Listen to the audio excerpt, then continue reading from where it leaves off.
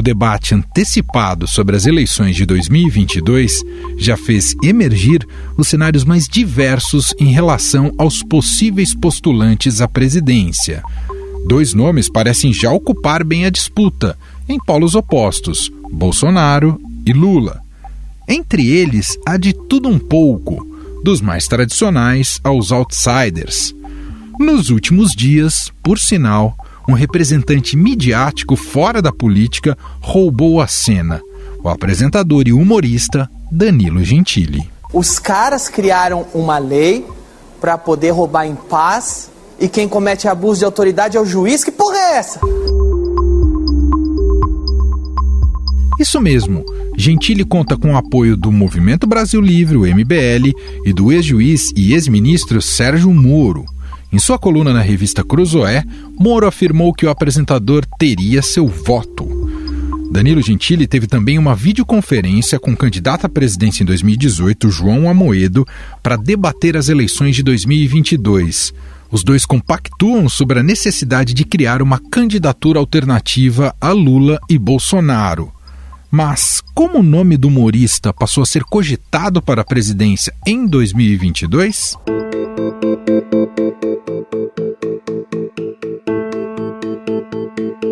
O frenesi em torno do seu nome começou após um levantamento do Instituto de Pesquisa e Estratégia para Presidente mostrar Gentili empatado com 4% com outro outsider e colega de televisão, Luciano Huck. Essa pesquisa foi encomendada pelo MBL.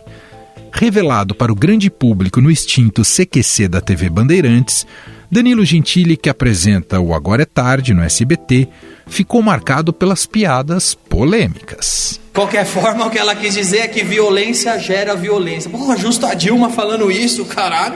Quando ela era guerrilheira, ela achava isso também?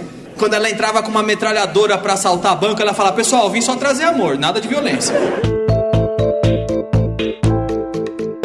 Opositor ao governo de Jair Bolsonaro, o humorista sempre usou da acidez para criticar os políticos. É sorte do Bolsonaro não poder ir em debate, porque ele nunca soube o que falar no debate, vocês sabem disso. Tanto é que ele escrevia na mão o que falar. Você quer acabar com o Bolsonaro, não precisa dar uma facada nele. É só passar álcool em gel na mão e cumprimentar antes do debate.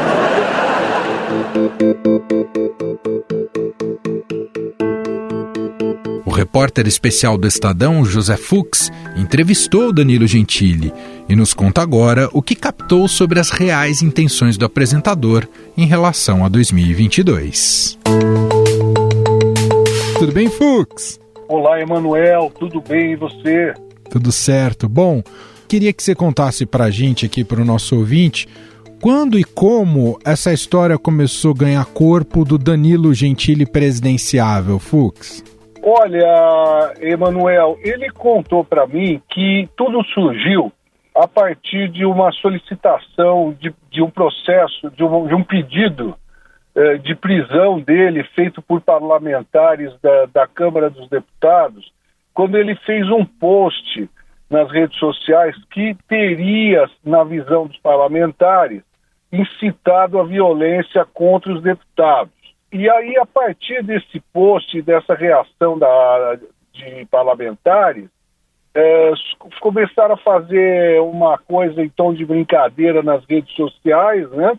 Ele acabou pondo pilha na coisa e tal, o negócio foi crescendo, e aí, mais recentemente, no mês passado, ele participou de um evento, de algo que chama Academia MBL do Movimento Brasil Livre, que eles chamam pessoas para dar palestras, para conversar, são eventos fechados, e neste evento ele teria novamente mencionado esse negócio da candidatura, né? E aí, a partir daí, a coisa foi crescendo e ganhando corpo, né? Você acha, Fux, que é pra valer ou ele tá surfando na onda, Fux? Olha, Manuel, eu acredito que ele tá... Acho que pode ser que ele esteja aproveitando um pouco o momento também para dar uma turbinada no assunto. Ele próprio diz que está se divertindo com isso, mas eu acredito que ele, pelo que ele me falou, ele não desconsidera, ele considera até seriamente a possibilidade disso acontecer. Ele tem uma ligação com alguns líderes do MBL, conhece o pessoal faz tempo, o pessoal do MBL gosta muito dele, o pessoal do MBL que nas eleições anteriores se lançou por vários partidos, dependendo do estado e da cidade, etc., está estudando para 2022 se concentrar suas candidaturas numa única chapa. E ter o Danilo Gentili, eventualmente, como candidato a presidente apoiado por eles, pode puxar muito voto para os candidatos ligados ao MBL. Então, não embora pareça algo improvável, eu não acho que é impossível, não. Você vê no Danilo Gentili, Fux, uma crise similar à do Luciano Huck entre deixar a vida de apresentador de TV e tudo o que isso proporciona, especialmente do ponto de vista financeiro, para a carreira política? Você vê o Danilo também nesse dilema?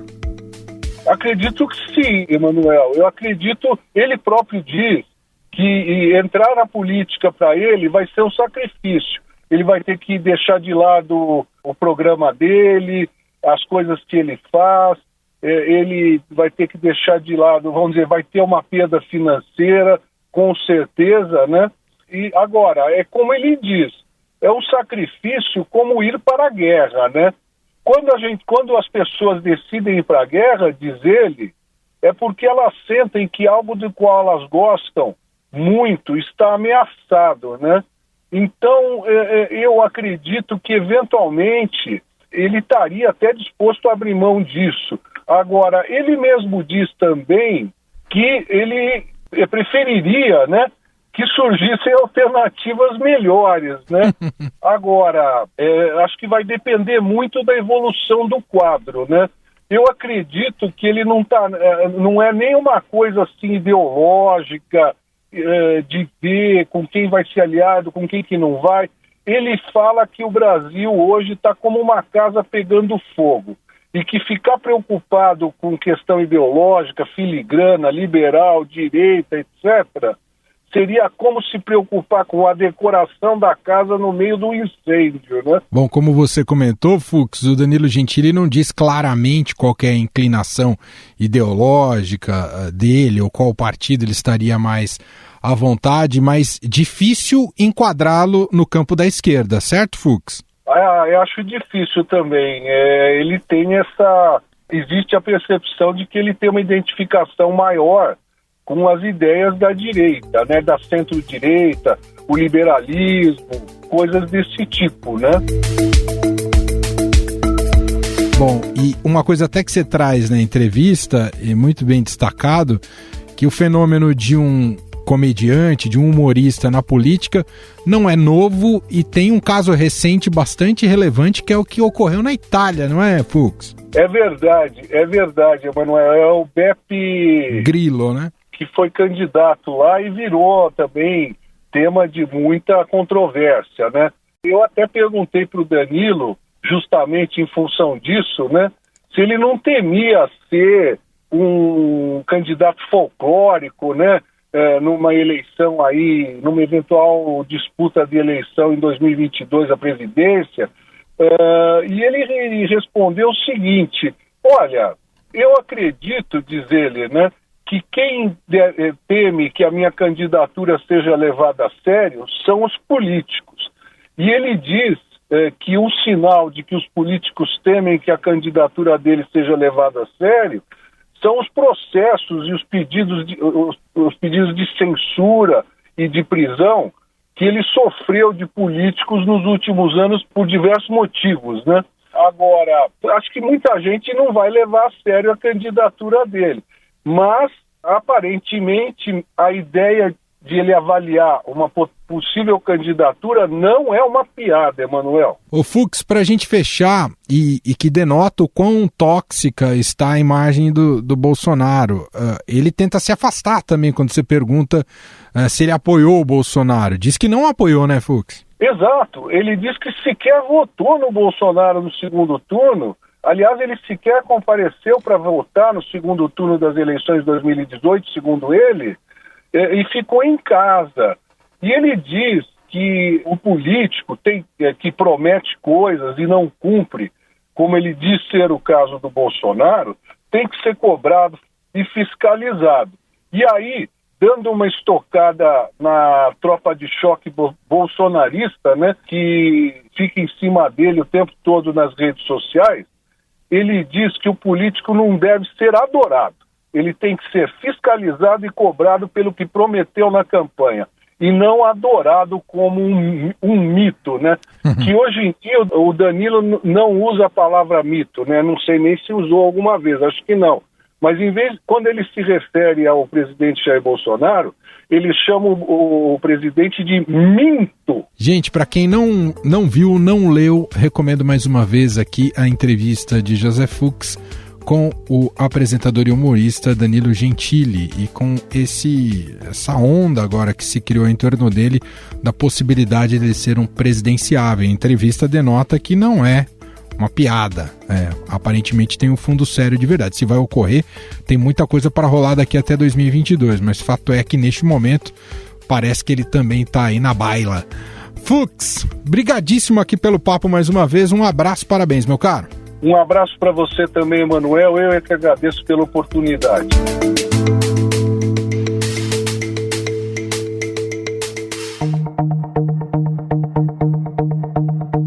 Há quem aposte que Danilo Gentili será apenas mais uma figura folclórica na disputa à presidência da República, seguindo o exemplo do seu patrão, Silvio Santos.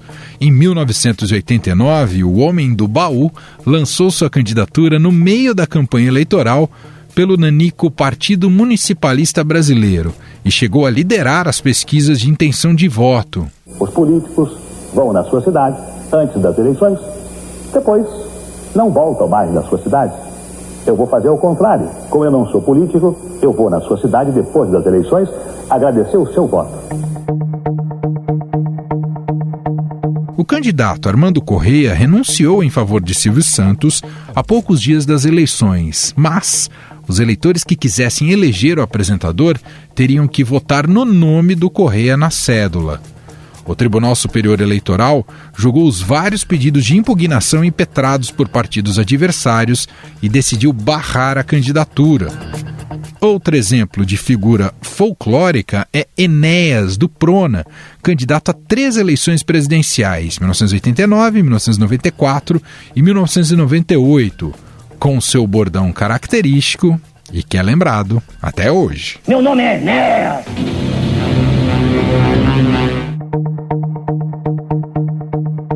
Enéas era conhecido por seu nacionalismo e por sua oposição ao neoliberalismo. Seus posicionamentos políticos são colocados por vezes na extrema-direita. Porém, ele próprio se mostrava contrário a essa classificação de esquerda, direita, definindo-se como nacionalista. Mas a língua é o maior patrimônio de um povo. Desrespeitá-la é desrespeitar a própria nacionalidade.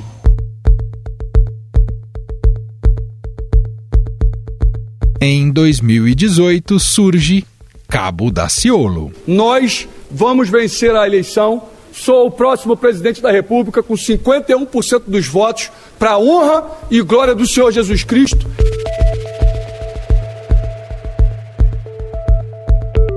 Religioso, o ex-bombeiro ganhou notoriedade em 2011, quando foi uma das lideranças da greve da categoria no Rio de Janeiro.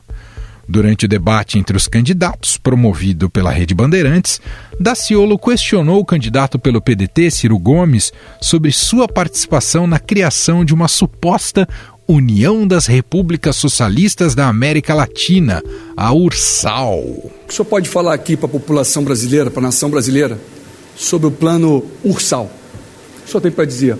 O plano URSAL, União da República Socialista Latino-Americana.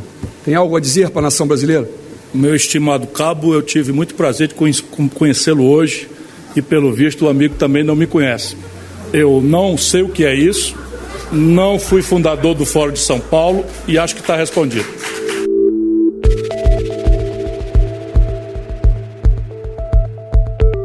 Daciolo foi candidato pelo Partido Patriota, terminando em 6º lugar com quase 1.350.000 votos, à frente de candidatos como Henrique Meirelles e Marina Silva. Afinal, ainda existe espaço para os outsiders na política brasileira? Quais são as chances de Danilo Gentili se tornar competitivo? Sobre o assunto, eu converso com a cientista política Gabriela Lota, da Fundação Getúlio Vargas.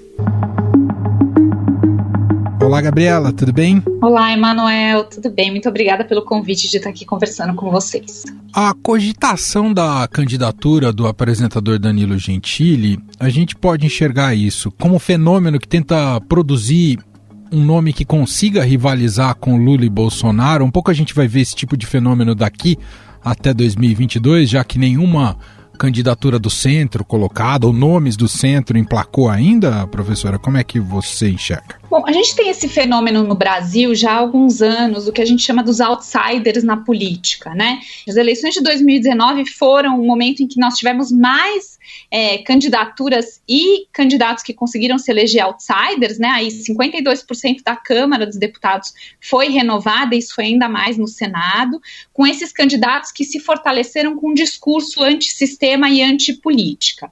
Então isso é um fenômeno que existe no Brasil e ele se fortaleceu muito. Primeiro com todo esse processo de enfraquecimento da ideia da política e dos partidos, que inclusive foi fortalecido pela Lava Jato alguns anos atrás, mas esse fenômeno também se fortalece no mundo inteiro com esse processo de crescimento das mídias alternativas e da comunicação em massa, especialmente com Facebook, WhatsApp, Twitter, em que esses candidatos não precisam da base eleitoral ou da plataforma partidária, por exemplo, para conseguir ter espaço na mídia, né? E o fenômeno do Gentili, assim como o fenômeno do Huck, assim como vários outros fenômenos que a gente já viu historicamente no Brasil, entram nesse processo. Aliás, Emanuel, é até importante lembrar que o próprio Bolsonaro, embora tivesse 30 anos de experiência no Congresso Nacional, se apresentou como um candidato outsider, né? Ele nunca se colocou como um candidato que conhecesse o sistema, pelo contrário, como alguém de fora, e ganhou votos por causa disso, inclusive. Uma das perguntas que foi feita ao Gentili nessa entrevista publicada no Estadão foi a seguinte: o que o senhor pensa do Partido Novo? O senhor lançaria sua candidatura pelo Novo se houver possibilidade? E o Gentili responde: eu não ligo para partidos, porque fica muito fácil qualquer partido ser aparelhado. Como é que essa lógica se aplica de uma política que não pode ser feita via partidos nessa nossa democracia, professora? Não, é exatamente esse discurso da antipolítica e do antissistema, né? Se existe partido, eu estou fora. Mas, na verdade, a gente sabe que as democracias, elas se fortalecem com a base partidária, né? O partido, ele é o espaço máximo da representação, ele é o espaço da organização da distribuição financeira no sistema eleitoral. E o que acontece é que quando nós temos muitos questionamentos sobre partidos ou um sistema multipartidário que tem regras fracas, como é o nosso, os partidos acabam muitas vezes sendo capturados por figuras, né? Que é o caso do que o Bolsonaro fez e que provavelmente o Gentili em algum momento vai ter que fazer, porque ele não vai poder se candidatar como um ator autônomo, né? Como um candidato que não tem base partidária, ele não vai ter recurso de campanha para isso, por exemplo, nem tempo para aparecer na mídia. Então, esse discurso do antipartido cola no discurso da antipolítica, mas na prática, os partidos são a forma de organização da nossa democracia. Então, ele não tem como fugir. O que pode acontecer é uma captura dos partidos, como eu mencionei há pouco.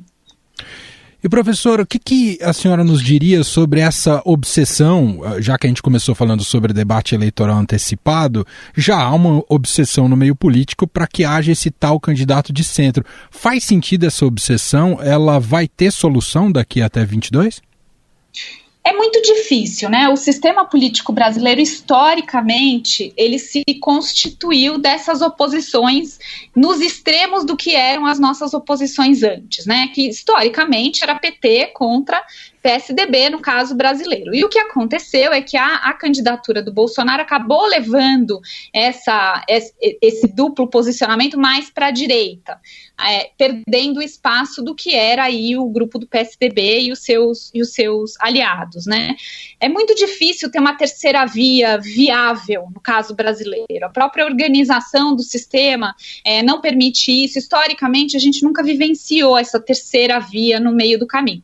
Então, o fenômeno ou vai acontecer no sentido de esse grupo do meio se endireitar para pegar os votos que foram para o Bolsonaro, ou a gente vai ter uma desradicalização, né? Então, vai voltar aí para esse centro-direita, historicamente, que nós tivemos no Brasil, mas eu diria que é muito difícil ter uma terceira via desse tal do chamado centrão. Então, ou o centrão vai mais para a esquerda, ou o centrão vai mais para a direita, ou essa radicalidade mais da direita vai se juntar com esse grupo aí do centrão. E isso tudo vai ser muito determinado pela força ou pela fraqueza que o Bolsonaro vai ter como candidato para o ano que vem.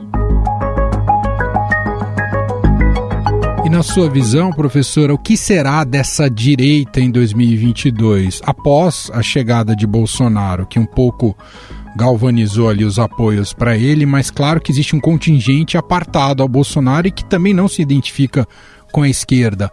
Eu não sei o quanto é expressivo esse contingente, mas a gente, lendo a entrevista do Danilo Gentili, me parece que ele tenta conversar com essas pessoas, ou talvez ele já naturalmente converse com esse contingente, se associa ao MBL.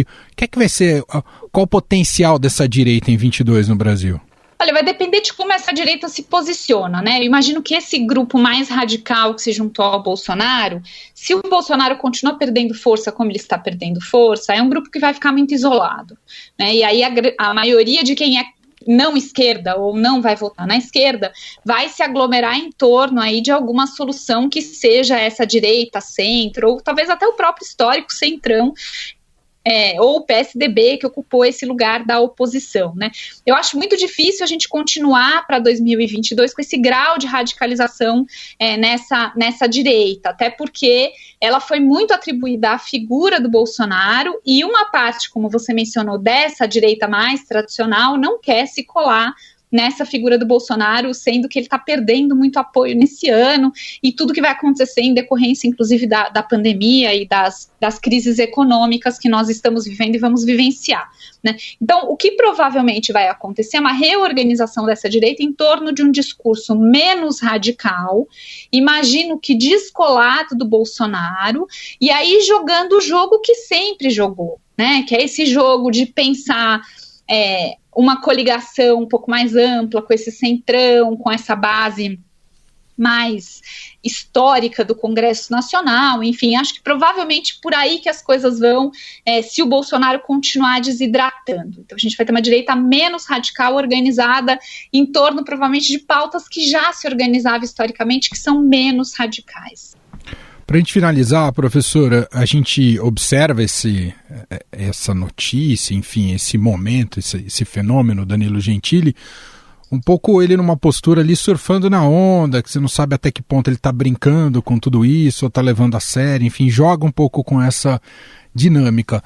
E que nos faz também pensar que há um outro outsider colocado, né, como possível presidenciável desde a última eleição, que é o também apresentador de TV, Luciano Huck, que não tenha, longe de ter essa mesma postura do Danilo Gentili, atua na base, mas nunca se coloca como presidenciável. Como é que a senhora nos explicaria essa trajetória do Huck? Ele está em condições ainda de se colocar como presidenciável ou enxergar ele sempre como alguém de bastidor, de fato? Olha, a minha sensação é que esses candidatos mais outsiders, eles só se fortalecem em torno desse personagem que tem posições muito fortes. E nesse caso, o Gentili é um típico exemplo disso. E que historicamente, Emanuel, no Brasil, essas pessoas nunca conseguiram ganhar cargos executivos, com exceção do Bolsonaro, né? Então o Bolsonaro quebra aí uma trajetória nossa desses personagens. O Bolsonaro não é um outsider, mas se coloca como tal, né? Que se vende como um outsider, como um personagem com posições fortes e que está muito mais, ele está muito mais ligado a estar no debate, em geral concorre muito mais cargos do legislativo porque tem muito mais chance do que dentro do executivo. Então o Bolsonaro quebra um pouco essa nossa lógica, tá? Nesse sentido, a minha sensação é que o Huck, ele acabou ao longo do tempo se desvencilhando desse personagem. Ele nunca teve posições fortes contrárias, né? Ele sempre foi alguém, diria, muito mais ponderado em termos de posições públicas que ele coloca, que sempre tentou muito mais costurar do que se colocar na oposição de um grupo ou de um partido, e por isso ele perde capital político da radicalidade, tá? isso faz com que ele aumente as chances de ter uma composição. Parece contraditório o que eu tô dizendo, mas é exatamente isso, assim. Ele perde o que o Gentili vai ter, provavelmente, que é dessa galera ovacionando esse personagem público, contraditório, né, que se posiciona forte. O Huck não faz isso, mas é isso que possibilita que ele costure alianças muito mais factíveis para disputar a política. E aí, talvez ele seja um cara que vai continuar nos bastidores como ele tem feito nos últimos anos. Nós ouvimos a cientista política Gabriela Lota, professora da Fundação Getúlio Vargas, doutora em Ciência Política pela USP, gentilmente aqui atendendo a nossa reportagem. Muito obrigado, viu, professora? Muito obrigada pelo convite, foi um prazer.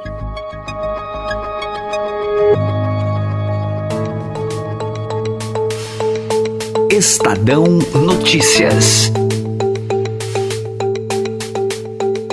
E este foi o Estadão Notícias de hoje, terça-feira, 20 de abril de 2021. A apresentação foi minha, Emanuel Bonfim. Na produção e edição, Gustavo Lopes e Ana Paula Niederauer. A montagem é de Moacir Biasi. E o nosso diretor de jornalismo, João Fábio Caminoto. Escreva pra gente, podcast@estadão.com. Um abraço para você e até mais. Vivemos em constante transformação e para ajudar as empresas a estarem conectadas com pessoas, nós criamos o Estadão Blue Studio, uma nova operação dedicada para criar soluções publicitárias inovadoras e orientadas à performance. O Estadão Blue Studio entrega projetos customizados, branded content, publicações e uma série de eventos consagrados pelo mercado. Não importa o tamanho do seu desafio, para nós sempre existe uma boa solução. Estadão Blue Studio, conteúdo de alta performance.